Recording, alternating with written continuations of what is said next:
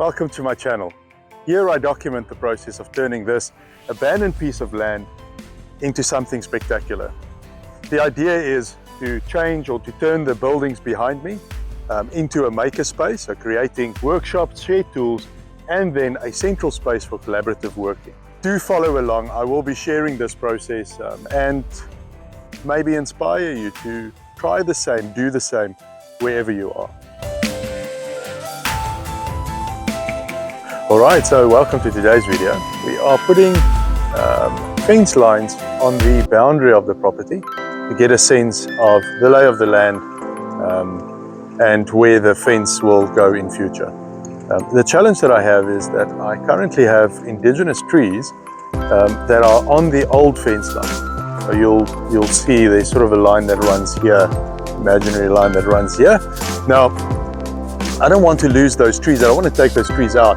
So I think what I'm going to do is move the fence line forward a little bit so that I clear those trees.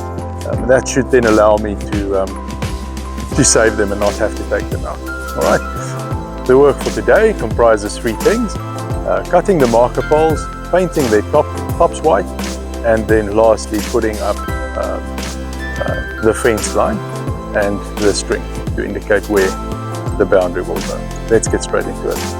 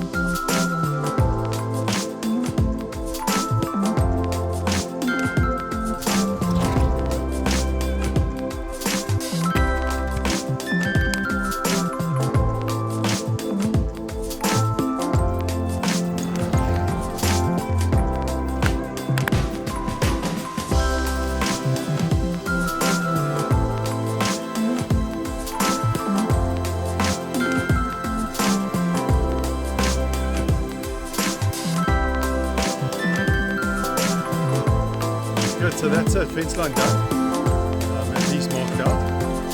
So from there